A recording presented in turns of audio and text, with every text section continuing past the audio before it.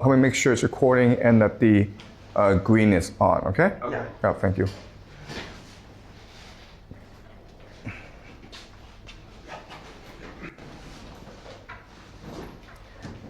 Today, I want to discuss how this war will end. I cannot predict when this war will end, but I want to make certain predictions about how this war will end, okay? So to first understand how the war is going, let's look at some video clips, all right? So this is President Donald Trump. He's talking about the war. We hit Qatar, Saudi Arabia, UAE, Bahrain, Kuwait. Nobody expected that. We were shocked. And the other one, they fought back. They could have yielded. But think of it, if we weren't around, they had tremendous power. They had thousands of missiles, most of which we've terminated. They had thousands of drones. They were making drones and missiles all over the place. We've knocked out most of those factories. So they hit.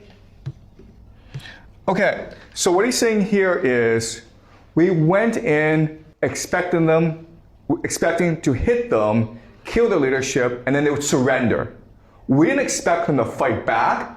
We didn't expect them to close the Strait of Hormuz.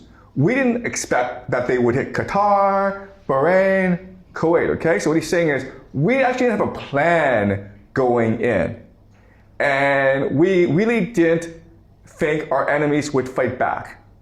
All right, so this is Donald Trump. Now let's look at his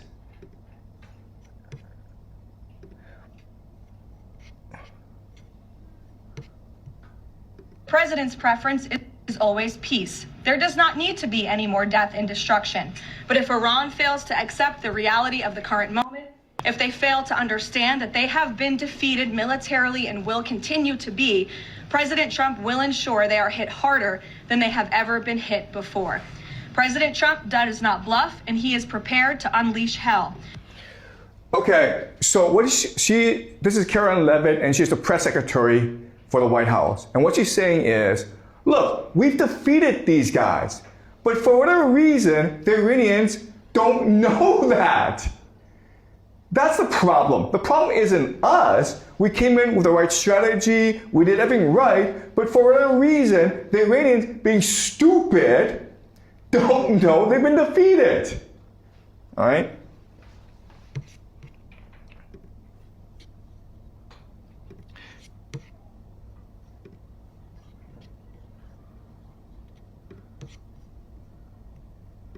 Never in history has a modern military.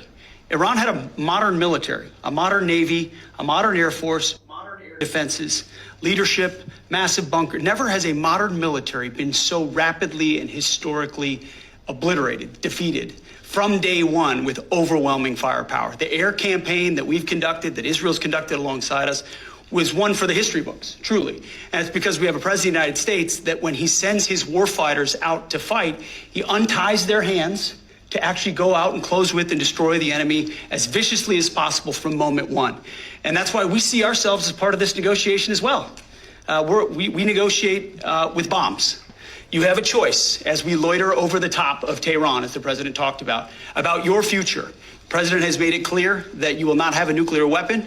The War Department agrees. Our job is to ensure that. And so we're keeping our hand on that throttle as long as hard as it's necessary to ensure the interests of the United States of America are achieved. Okay, so this is Secretary of War Peter Hegseth, and he represents the Pentagon, the military.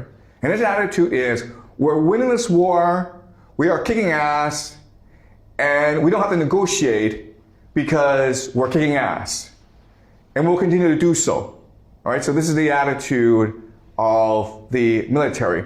Now, the US media has been reporting that Donald Trump is seeking an off-ramp. He's seeking negotiations.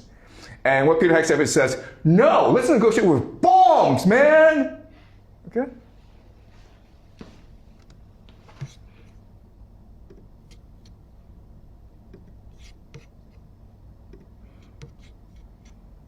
Plan across the administration and at Treasury. We unsanctioned Russian oil. We knew that there were about 130 million barrels on the water, And we created supply that is beyond the Straits of Hormuz. So we anticipated this. We knew that there could be a temporary, and I want to emphasize temporary, choke point there. And there was 130 million barrels of floating storage.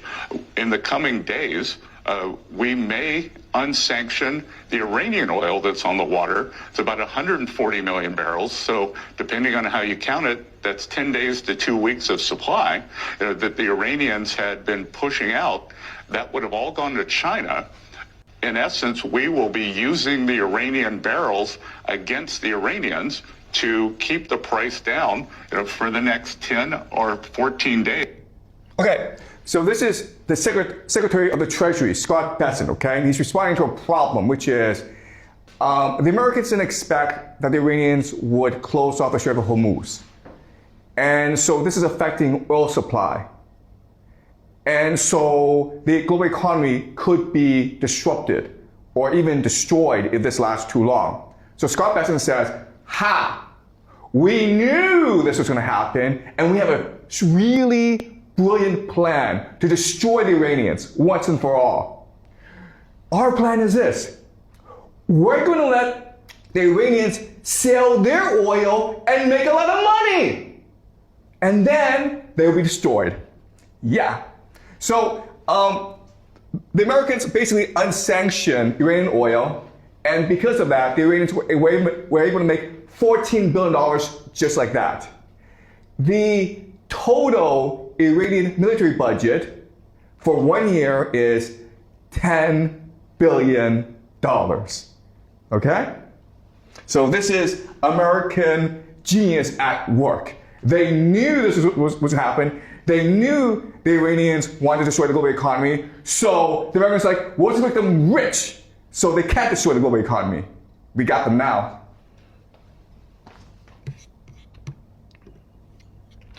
All right.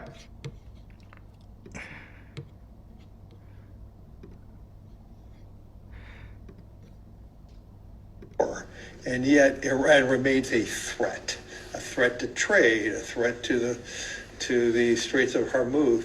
Then I would argue that we could have years of above $100, closer to $150 oil. What happens to the global economy if that happens? How do we see it? We'll have global recession.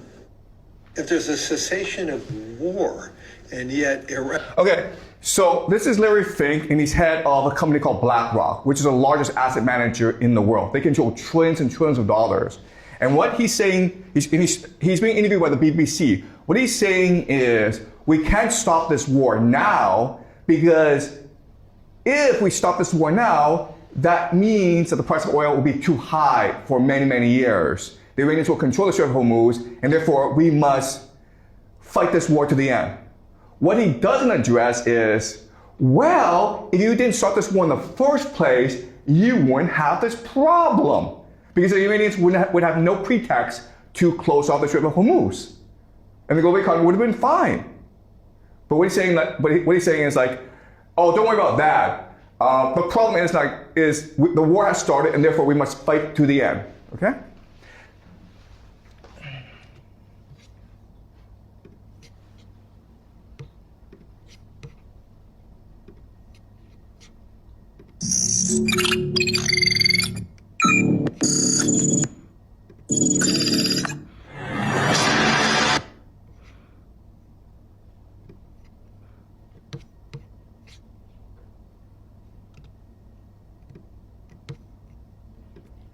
Okay, so this is a drone launched by an Iranian proxy in Iraq flying over an American base. And as you can see, there's nothing stopping it, okay? It's just flying over this American base. It's being remote controlled. It spots 2 American helicopters and destroys one of them, okay? Meaning that you have all these American bases throughout the Middle East, and they are vulnerable. They cannot be protected against cheap drones. So from an American perspective, this war will either bankrupt the Americans or this war will be lost, okay? But it's very hard to fight this war. against a determined enemy. So what I want to do now is examine how this war will turn out, okay? So I've said this many times, but the Americans are losing this war. And the main reason is the problem of hubris. And so I want to examine closely what this means strategically, what this means on the battlefield, okay? So war is fought across 4 dimensions, all right? There is the narrative dimension, meaning global opinion, how history will perceive this war. There is the political dimension, meaning how your allies perceive this war, how your domestic base perceive this war. There's the economic, and then there's the military. If we examine this war closely, the Iranians are fighting a very different war from the Americans.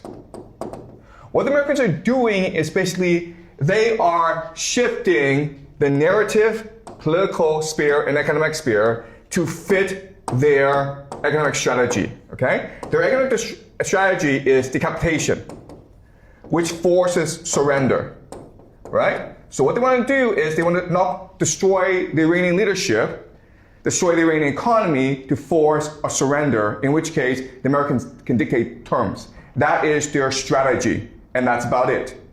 And they are forcing the narrative space, the political space, and the economic space to conform to the military strategy, meaning that they expect the allies, NATO, they expect the media, they expect the economy to support their strategy.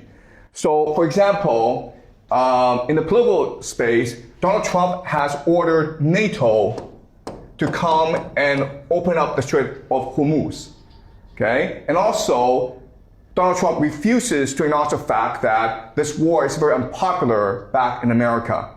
In the economic space, what the Americans are trying to do is keep the price of oil low so that it does not disrupt the global economy. And they do that, of course, by unsectioning Russian and Iranian oil, which benefits the Russian and Iranian economies, okay? And in the narrative space, they're basically trying to tell the media to follow the party line. Donald Trump has threatened journalists that if you do not report this war is going well, then I might put you in prison. All right? So this is the American strategy, forcing the narrative, political, and economic spheres to conform to the military strategy. The Iranians have a different approach. The Iranians are using the military in order to impact the economic, political, and narrative spheres. All right, it's completely reverse. So the military strategy is calibrated in a certain way to benefit the Iranian economy, okay? So what I mean by that is that the military is strategically controlling the Strait of Hormuz so that Chinese ships can pass, right? Because Chinese ships are the main buyer of Iranian oil. Also, if you are, if you're willing to play ball like Japan or Qatar or Oman, they will also let your ships pass, okay? So this is being strategic. Politically, the Iranians are trying to split the Gulf states, right? They know that Saudi Arabia and UAE are committed to regime change in Iran, but they know that Qatar, Bahrain, Qatar and Oman are on the other side, okay? So they're trying to gain as much political leverage as possible within the GCC. And the narrative is they're trying to shape global opinion and trying to make everyone believe that they are on the right side of history. And most people believe that. In fact, you have a lot of Americans who are rooting for the Iranians to win.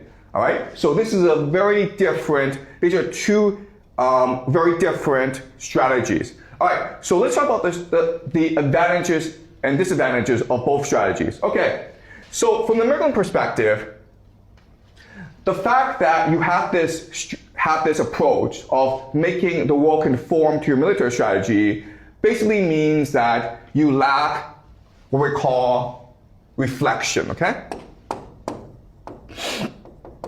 Meaning that you're not able to sit down with your strategists and discuss how this war is going and how to make changes.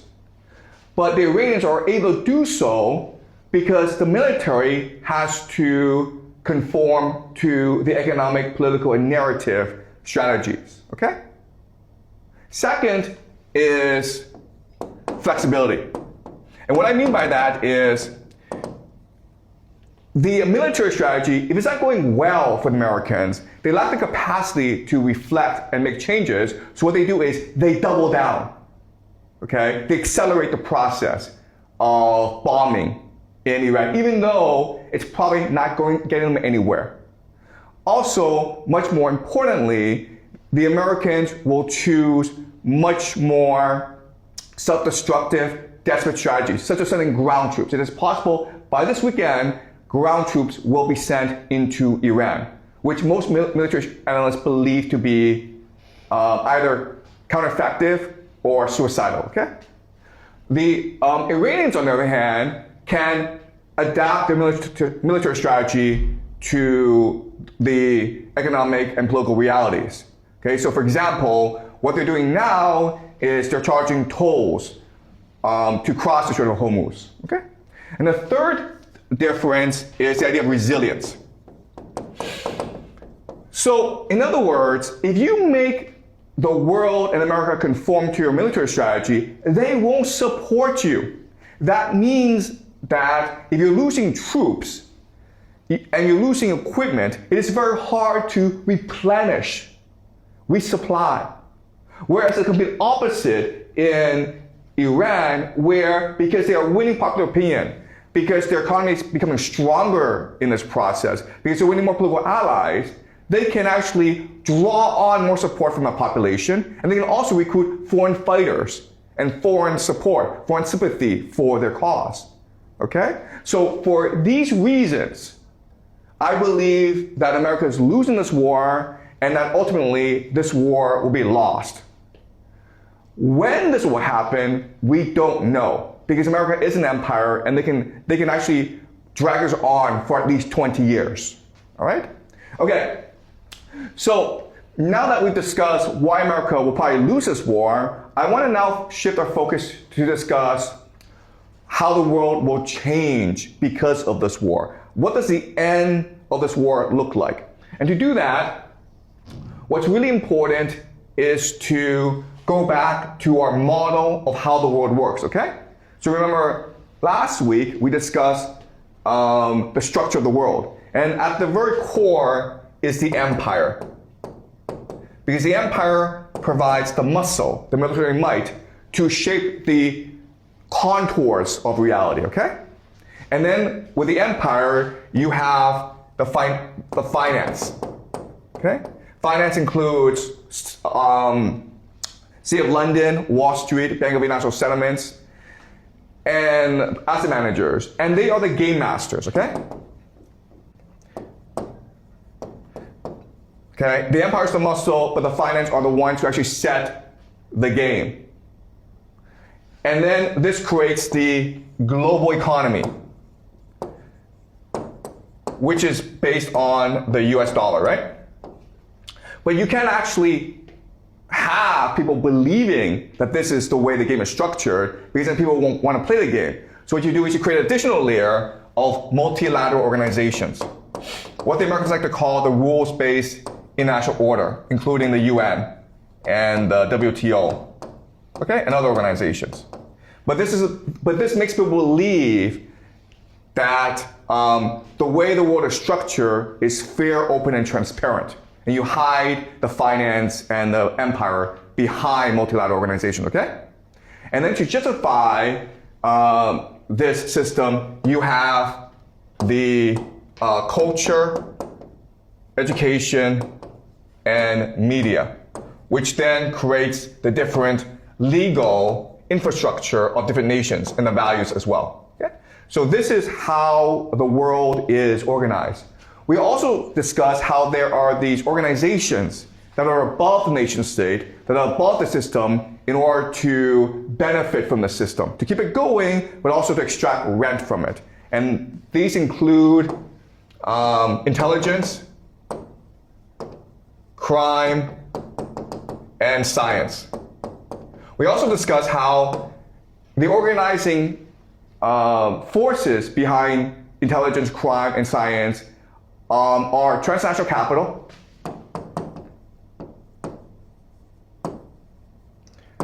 secret societies, as well as elite families. And we discussed how they are bound together by a concept called the occult, which we'll study later on, okay? But the idea of the occult, okay? So this is the structure of the world. Now, once this world is created, what you need to understand is that the people in the different spheres who benefit from the system, first and foremost, their interest is maintaining that status quo, okay? So their interest is in maintaining the status quo.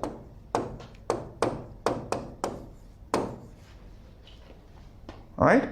So basically, they want the system to continue. The problem with the system is, at the core, is an empire that will probably lose the war in Iran.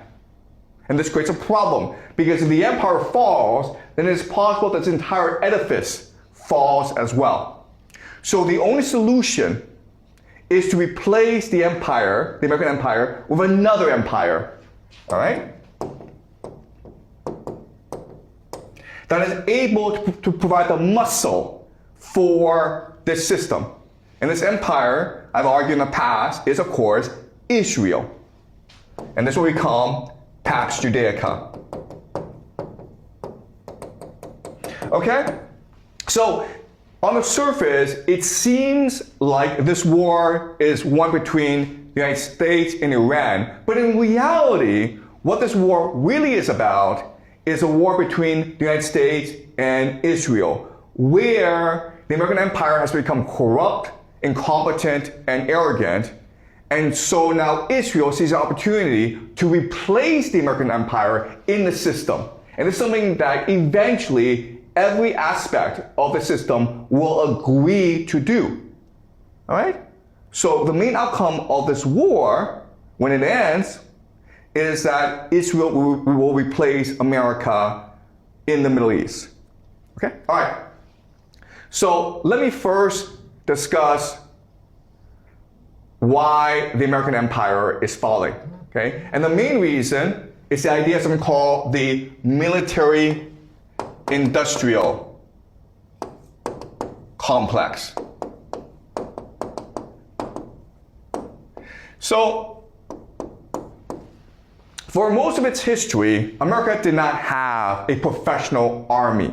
Why? Because the founding fathers and most American citizens believed that if there's a standing army, if there's a professional army, that's a direct threat to the liberty of the Americans, okay? Because the Americans fought a war, the Revolutionary War, to get rid of the professional army that was the British. Okay, so Americans do not like a professional army. But in order to fight World War I and World War II, they didn't have a choice but to create a standing army.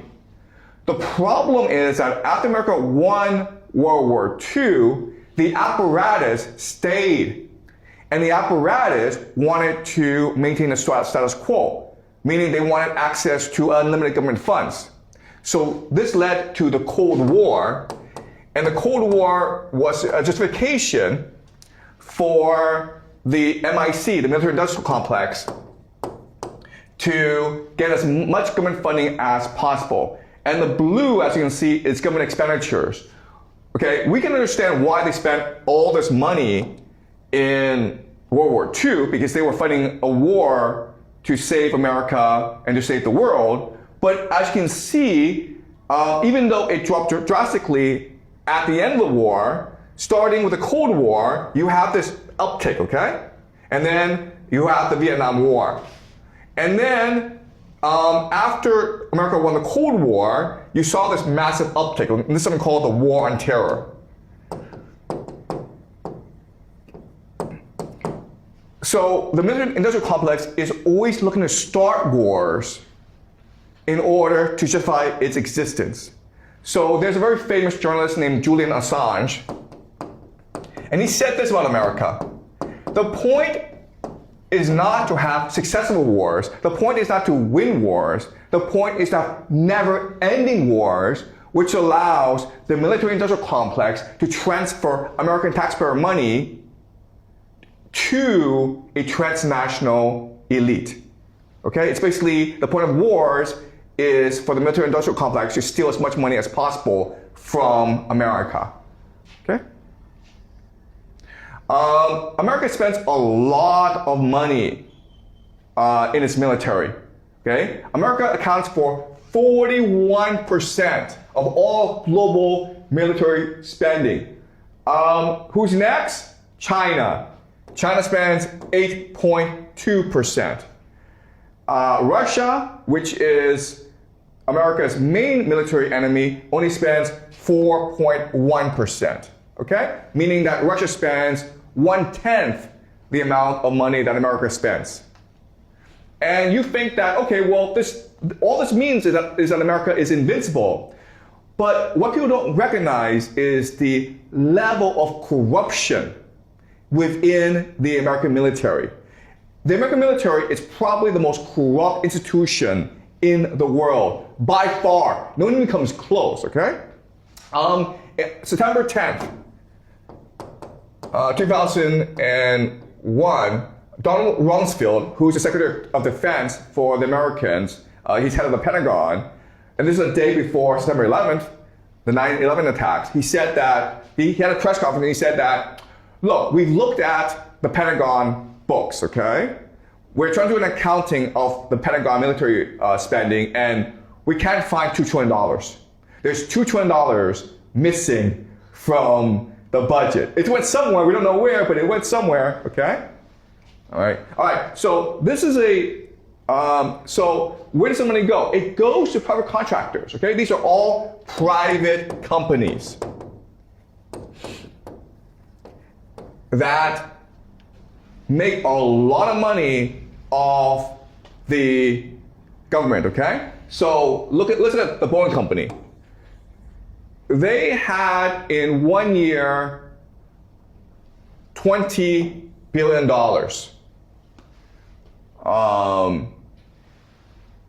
from the government. They got $20 billion in contracts from the government, okay? To do so, they had to spend $16 million in order to lobby Congress through advertisements, through political campaigns. And then they bribe, this is a bribe to politicians. They spent $2 million, okay? So this is a really good business to be in. You spend $2 million, you give them bribes to politicians, then you spend $16 million on campaigns, and then you make $20 billion, okay? This is extremely profitable. The difference, of course, is being picked up by the American taxpayer. The Boeing company is not just a defense contractor, but also makes civilian airplanes. And for these past few years, there's been quite a few cases of civilian airplanes falling out of the sky made by Boeing. Okay, so for example, the Boeing 737 MAX. Okay, there was a recall because there were some engineering issues with the plane. Now, there have been a couple of whistleblowers who've come out and tried to say that Boeing is a very corrupt company. And for a reason, they died. Okay, they just disappeared. We don't know why, but when they were about to testify against Boeing, they somehow died. All right? This is a really interesting story that shows you the level of corruption in the Pentagon. There is this woman who's a contractor for the Army, and she stole $103 million. Okay? That's a lot of money, $103 million. She stole it. The Army didn't know, and she kept on stealing, and no one seemed to care in the Army. But then the IRS, this is the Internal Revenue Service, they recognized that she was getting all this money from somewhere, so they investigated her and recognized, oh my God, she's stealing from the Army. So the IRS told the Army, and that's when the Army recognized, oh, we have a problem, okay? the fact that the army didn't notice that she was stealing $103 million tells you actually theft in the military is probably a very common thing. All right? So ultimately, what this means is that this corruption in the Pentagon is not really sustainable. Okay? So let me discuss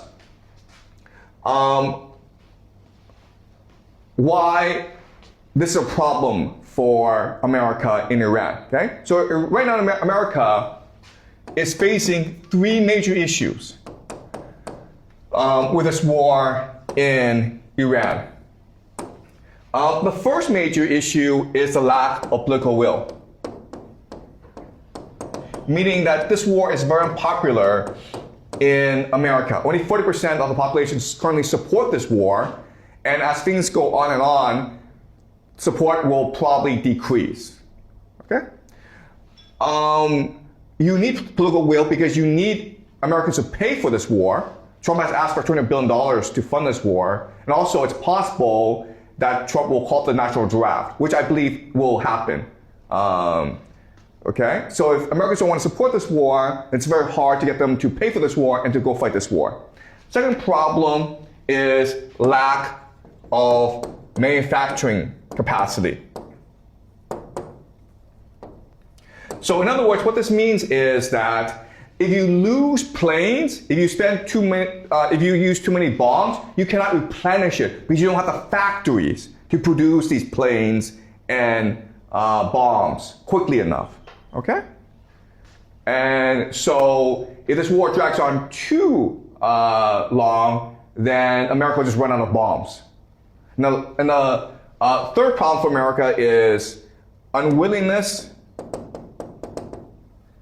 to sustain casualties. Okay? And what this means is that the American military is afraid of reporting deaths, casualties, which is weird because in a war, soldiers die.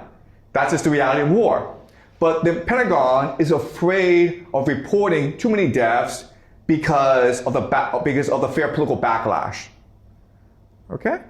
So these are three major problems for the American military in Iran. These are the three major constraints. All right? So the Americans can actually resolve these issues, and America will probably lose this war, in which case this gives opportunity for Israel to prove to the world that it should be the empire. Okay? And it proves it can be the empire by showing that it does have the political will, it doesn't have the manufacturing capacity, but that's Mossad, okay? And it is much more strategic. The last thing is that it is resilient, meaning that it is willing to accept casualties, okay? So basically, the idea here is the global elite, they need an empire to provide the muscle, but the empire must prove that it can serve the needs of the global elite, okay? And so an empire must prove three things. First of all, it must prove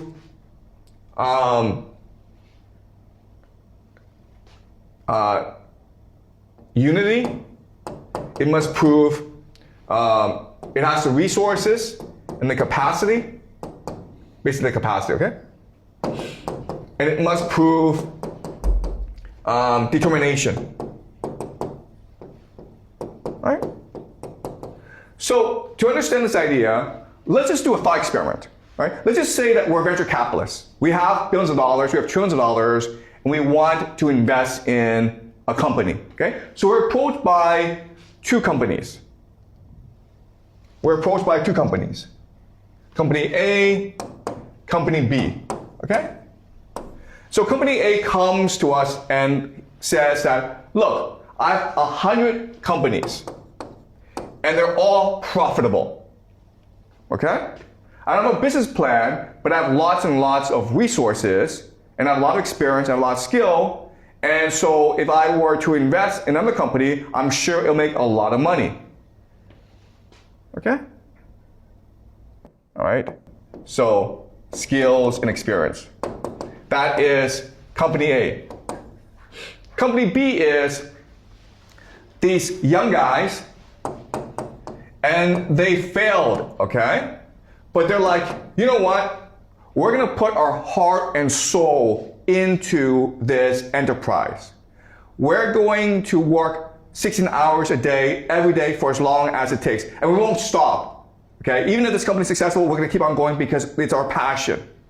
And if this company fails, then we're bankrupt. We might kill ourselves, all right? So if you are the venture capitalist, do you put your money in A or do you put your money in B? Now, most people would put their money in A because they think it is low risk. But if you're a smart venture capitalist, you put your money in B because it's high reward. Okay? So company A already has 100 companies that are successful. People in the company don't really care if this new enterprise is successful or not. Who cares? Right? I can afford to lose. In which case, it's more likely the company A steals your money than actually invests it properly. Whereas company B is going to be the opposite, where this is their last chance. If they take your money, they're going to make sure that they grow it. Because if they don't grow it, then they themselves die. Okay? So you need these things. You need unity, capacity, and determination. Do you understand? And so what issue is doing really, especially auditioning to the world, we are ready to replace America. We are ready to be the new empire. Okay? All right. So let's look at what's happening. America has this MIC. And so the MIC, Military Industrial Complex, what they're good at doing is producing very expensive weapon systems. But unfortunately, when you actually put these weapon systems into war, it doesn't really do anything, okay? So this is the Patriot missile system that's supposed to protect the GCC in Israel and the American military bases from Iranian drones and missiles. Guess what, guys? Doesn't really work, okay? In fact, as you can see from the video, the Iranians can basically fly drones anywhere in the Middle East, and the Americans can't really stop them. All right, so this is billions of dollars, doesn't really do anything. This is called the F-35. The F-35 is the most advanced fighter jet in the whole world. It has stealth technology, meaning you can't actually lock onto it using radar. This cost $100 million each. It took 26 years to develop. So you would think, wow, it took 26 years, so this must be really, really good. No, it took 26 years because the MIC is really corrupt and they want to steal as much money as possible. Okay? And in this war, the Iranians have already shot down at least one of these jets. Okay? This is not supposed to happen. You're not supposed to be able to shoot these things down. But Iranians have shot it down using very low radar. Again, these things, they're not designed to win wars. They're designed to steal as much money as possible from the American taxpayer. Okay? Now, last example is the Gerald Ford. This ship cost $13 billion. It cost $13 billion. The annual defense budget for the Iranians is $10 billion. It goes into the war theater, and 3 weeks afterwards, it has to run away, okay? And in fact, the Americans say, oh, the Gerald Ford, this is the most advanced supercarrier in the world. It's probably going to be down for repairs for the next 2 years. And there's argument as to what happened, okay? There are three different possibilities. The first possibility is that there was an accident in the laundry room, and there's a fire, and this fire spread throughout the carrier, okay? Which means that actually the carrier is not very resilient, okay? So that's one possibility, and that's what the official story is. But there are also others who say like the Iranians hit the ship with a missile, and so the Gerald Ford can't protect itself from Iranian missiles, so it ran away, okay? The third possibility, the third explanation is the Pentagon recognized that there are severe limitations of the Gerald Ford in actual combat operations. Its radar, its guidance system are all very limited. So the Pentagon withdrew the Gerald Ford because it was absolutely useless in war. Right? Whichever story is true, it doesn't paint a good picture of the American military. $13 billion. And this does nothing, okay? It's just a white elephant. The Iranians on the, and also, this is Iwo Jima. And this came in World War II in the Pacific Theater when the Americans were fighting the Japanese. And this is the height of American military glory, okay? It took about 6,000, the Americans lost 6,000 Marines in taking this island. And that's the sacrifice you need in order to win wars. You're going to lose a lot of soldiers. And Americans are proud that they were willing to make the sacrifice necessary to win the war. The problem is Americans are no longer willing to sustain casualties, okay? So the Americans sent about 5,000, around 5,000 Marines to Iran, hoping that 5,000 Marines will be enough to win this war, okay? But it just shows you the Americans have no strategy to win this war, and they don't want to make the necessary sacrifices to win this war. They want to win this war as quickly and as cheaply as possible, okay?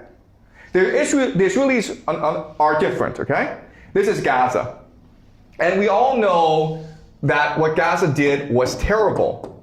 But again, if you are auditioning to be an empire, Gaza is proof of concept, okay? Meaning it's showing the global elite, look, we're willing to do what it takes to win this war and defend the empire, okay?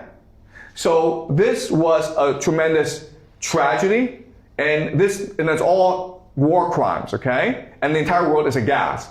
But if you look at Israeli public opinion, 82% support expelling all Palestinians from Gaza, okay? 66% believe Amalek exists today. Amalek is just like Israel has this great enemy that it must defeat, right? So 66% of Israelis believe that this war against Gaza is a war for the very existence of Israel.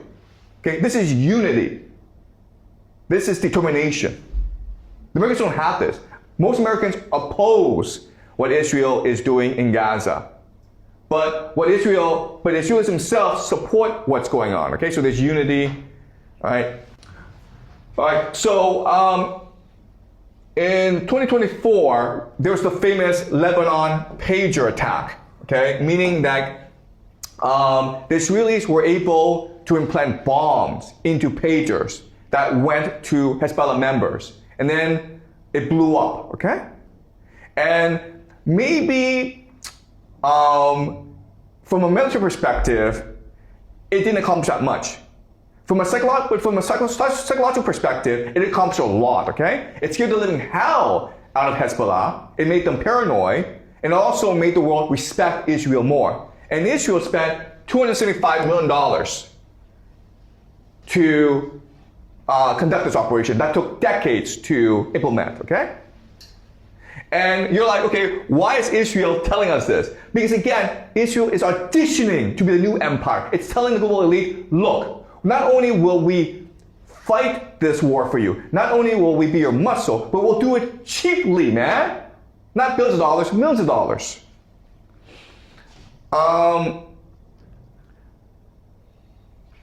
This is ISIS.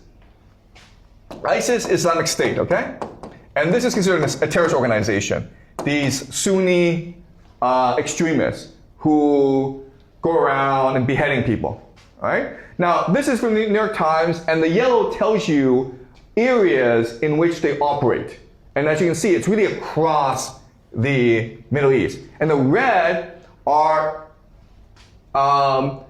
incidents of attacks directed by ISIS, okay?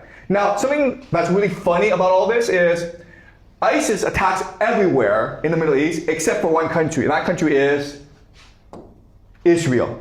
Okay? Really funny how you have these Muslim extremists going around committing all sorts of atrocities everywhere in the Middle East except Israel. And so that's why a lot of people believe that Islamic State is actually a creation of Mossad. But again, Israel is happy for the world to know this because again, Israel is auditioning to be the new empire. And what Israel is saying is, we don't have to use the American strategy of just bombing everyone to death. Okay? That's expensive, that's brutal, and it's not very strategic.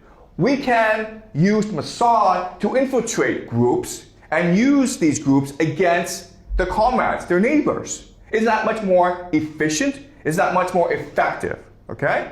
So what Israel is saying is, we are much better at controlling the Middle East than the Americans. So let us control the Middle East using our strategies.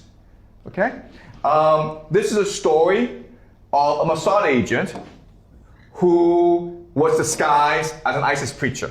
Okay? And this happens a lot. There are lots of stories where you have these ISIS commanders or agents, and when you arrest them, you discover, okay, actually, they're actually Mossad, okay? So ISIS is basically a Mossad operation. All right, so the main story here is, okay, if you look at history, the relationship between Israel and America is actually pretty simple. Israel is the pit bull for America. The problem with an empire as it grows old is it doesn't want to do bad things. Okay? It wants to feel good about itself. Therefore, it subcontracts the violence, the murder, the genocide to different people, okay? To mercenaries, the Israelis in the Middle East. And this is a pattern throughout human history. So the Romans started out as mercenaries for the Etruscans in Italy. The Aztecs started out as mercenaries for the Colchican in Mexico. The Greeks started out as mercenaries for the Persians, okay? The Mongols started out as mercenaries for the Chinese. The Akkadians started out as mercenaries for the Sumerians.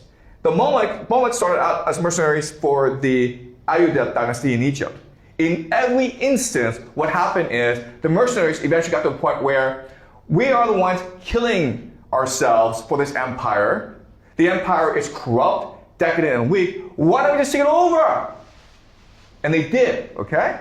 We're seeing a similar situation play out today in the Middle East, where Israel was created by the British and Americans to be their pit bull, to be their aircraft carrier in the Middle East, to create as much instability as possible so that the Americans and the British could control the oil supply in the Middle East. And this has gone on for decades, and now the Israelis are like, wait a minute here, we're the ones doing all the work, we're the ones making all the sacrifices, we're the ones that are getting all the hate in this world. So why shouldn't we be the empire now? America's useless. Okay? All right, so this is a pattern throughout human history. And so we're going to look at what this means. Okay? So Israel has something called the Greater Israel Project. And this is what extremists in Israel believe. They believe that God in the Bible promised the entire Middle East to the Jewish people, okay? Extending from the Nile in Egypt all the way to the Euphrates in Iraq, okay? And it also encompasses Saudi Arabia, Jordan, Lebanon, Syria, and parts of Turkey as well, okay? Now, something really funny about this map is this. Iran, Persia, is not part of the Greater Israel Project. So then you're asking yourself, wait a minute here. If Iran is actually not part of the Greater Israel Project, then why is Israel going to war with Iran? Well, the reason why is, if they want all this territory, their main enemy is not Syria, that's been destroyed. It's not Iraq, that's been destroyed. It's not Saudi Arabia, it's too weak. Not Jordan, it's too weak. Not Egypt, it's too weak. Not Lebanon, it's too weak, okay? Their main enemy is the American Empire, okay? In the Greater Israel Project, it's the Americans that control the land of Greater Israel, the Middle East. These are American bases. So, in other words, you use this war against Iran to destroy the American Empire. How? By forcing the American Empire to go and invade Iran. And when this happens, America will be too overextended, and then they'll be forced to retreat from the Middle East. Okay? And so eventually, America will be defeated. America will be forced to retreat from the Middle East. And that will leave two regional powers, okay? Iran and Israel. And again, because of the Greater Israel Project, the Israelis have no problem with this. Persia is, again, not part of the Greater Israel Project. The Israelis don't really care if Iran is still standing. They want Iran to be as weakened as possible, okay? But they really don't need to defeat Iran to achieve the biblical prophecy. But they do need to defeat the Americans, all right? The Americans are in the way. All right. Okay, so what does the Greater Israel Project mean? Well, it means control of the world's oil, basically, 20% of the world's oil. So these are the gas fields. The yellow are the gas fields of the Middle East, all right? And the blue are the trade routes. So you can see how Israel is at the very center of all this wealth, right? They have the logistics, they have the technology. It makes sense for them to take control of all these resources and then start shipping these resources to Europe as well as to East Asia, China, South Korea, and Japan, okay? So that's what the Pax Judaica will look like. It will be a trade network controlling all the resources of the Middle East and then shipping it off to the rest of the world. All right. Then you have data centers, okay? So Israel has the most data centers in the Middle East, and then Saudi Arabia has 36. UAE has 34, okay? So these three places are competing against each other for AI dominance. Why is AI important? Because it allows you to create a surveillance state. Surveillance is what you need for an empire, right? You need to control the population. All right. Now, the problem with Saudi Arabia and UAE is for them to build their data centers, they need to import foreign expertise. They themselves do not have the human capital to build these data centers and to run these data centers. On the other hand, Israel does, okay? Israel has the best universities in the Middle East. It has the best IT talent in the Middle East. It has the best human capital. Therefore, it makes perfect sense for Israel to just absorb the entire AI network of the Middle East and become the main epicenter of AI surveillance in the Middle East, okay? Which will become the backbone of Pax Judaica. One more. So what does Pax Judaica look like? It's really the India-Middle East trade corridor, okay? All right, so look at this map where for India to get to Europe, it has to go through Israel. Okay? So this is what Pax Judaica will look like. Basically the IMAC trade corridor that will unite the South Asian continent with Europe. Okay?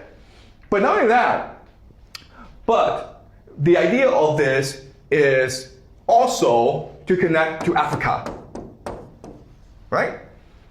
Because no other place is able to access Africa. Only Israel is. And not only that, but it's also able to access Ukraine and Russia. So the idea is to take Russian and Ukraine energy and food and then transport it into Africa. That's combining the world. Okay? So Israel, because of its location, can really be the epicenter of all global trade. All right. Now, let's look at Iran. So for the longest time, Iran did have lots of resources, oil resources, but the Americans put sanctions on these oil exports. This war has basically lifted all sanctions, okay? So the Iranian economy is now able to export its oil all across the world. So this is Tridi Parsi, and he is probably America's foremost expert on Iran. And he talks to a lot of people. And what he's saying is basically, Iran now is able to produce oil, transport it across the world, and then get money for it, okay? So what the conclusion he makes is this. Trump and Israel's war has ended up delivering Iran de facto sanctions relief. Before the war, Iran was cut off from the global economy. Because of this war, Iran now is becoming embedded into the global economy. It's the complete opposite of the intention of this war. And what this means is Iran is now less incentivized to end the war. Okay? The more this war keeps on going, the more Iran benefits economically. All right. So Iran, once this war ends, becomes the epicenter of two major trade networks. Okay? The first is something called the North-South Transport Corridor that links Russia, okay, and Iran together, okay? And this will then allow Russia to access India and Asia, and allow Iran to access Europe, okay? So this is the North-South corridor that's controlled by Russia. But also, you have, of course, the Belt and Road Initiative. And guess what? Terrain is also at the epicenter of this trade network, okay? So for China to access Europe, it has to go through Iran. For Europe to access China, it has to go through Terrain as well, okay? So this is what the new world will look like after the war. You'll have two regional powers, Israel and Iran. And they will have their own independent trade networks, and they will have their own access to resources. So Israel will control the resources of the Middle East, and Iran will control the Strait of Hormuz, okay? And with the Strait of Hormuz, they can collect a toll, which will feed the economy. They will be helped by Russia and China, because it is in Russia and China's best interest to develop the infrastructure of Iran to facilitate global trade. Okay? But then you're like, wait a minute here, but Iran and Israel are enemies. Okay, so this is a misunderstanding. Ideologically, Iran and Israel are enemies. But I want to teach you three basic principles or rules of geopolitics, okay? And once you understand these rules, it'll be much easier for you to understand the new world that we're going into. The first is this. The strong respect each other and prey on the weak, okay? This makes sense, right? Why are the strong fighting each other? Wouldn't it be easier for them to leave each other alone and go pick on the weak? It benefits everyone, right? So in this situation, right, you have different countries. You have GCC, you have Israel, you have the United States, you have Iran. Okay? So you have these four different players in this war. Right now, it's essentially Israel, GCC, and US fighting against Iran. But if Iran proves it is strong, and Israel proves it's strong, and GCC proves it's weak, the US proves it's weak, guess what's going to happen? Israel and Iran are going to get together and say, screw these guys. Let's just work together, man. Okay, does that make sense? Even though in the beginning, it seems as though Israel, GCC, and the US are allies against Iran, ultimately, if Iran is able to prove it's strong, then Israel will abandon the GCC and the United States. And Israel will work with Iran to build a new order in the Middle East. Because that's the law of the jungle. Okay? That is what is in the best interest, according to game theory, for Israel. And the last thing to understand is the weak do not work well together. The weak must ally with the strong for protection, okay? So what this means is that GCC is weak, right? So you look at Saudi Arabia, UAE, Bahrain, Oman, Kuwait, Qatar, okay? So these are the 6 GCC countries. They're all weak. And you would think, you know what? If they were to combine their resources and fight together, they could probably beat Israel or probably beat Iran. The problem with this is weak players don't work well together. Okay? They're weak because they're stupid. And so what they do is, rather than seek to work together, what they do is they seek to ally with stronger forces, okay? So right now, they're all aligned with the United States and Israel, all right, against Iran. But as this war progresses and the US falls, then what will happen is that they must either choose Israel or Iran. And what's going to happen is that you might have some places, Qatar and Oman, who choose, you know what, screw this, we're going to join Iran. And you have Saudi Arabia and UAE who are like, okay, let's join Israel, okay? But the GCC, regardless of what happens, will no longer be a major geopolitical factor in the Middle East anymore. A lot of them will be destroyed because of this war. All right? So, according to game theory, this is what the world should look like after the war ends. But, again, this is all theory. Okay? This is a class focused on intellectual speculation. It's meant to be fun. It's meant to make us more curious about the world. It's supposed to heighten our critical thinking skills. This is not meant to be prophecy, okay? I'm not saying this must happen. I'm saying this might happen for these reasons. And if they do happen if they do happen, then this provides us a good framework to understand our reasoning better, okay? If it doesn't work out this way, it's fine because we'll just go back and analyze what went wrong better, okay? What's really important is not to set a judgment. What's really important is keep our minds open and be open to the possibility of different outcomes. All right? Okay, any questions, guys?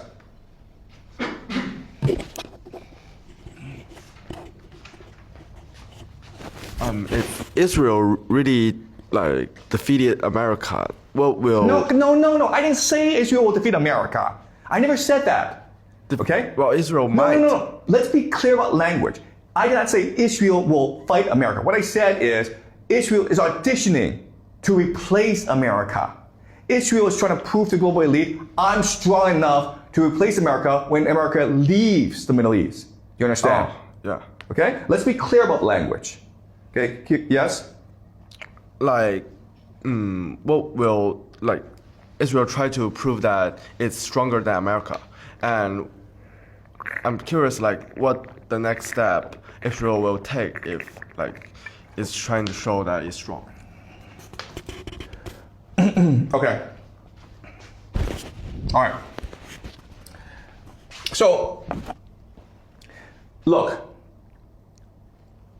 Israel doesn't have to do anything different. Israel is determined to win this war, right? That's all it has to do.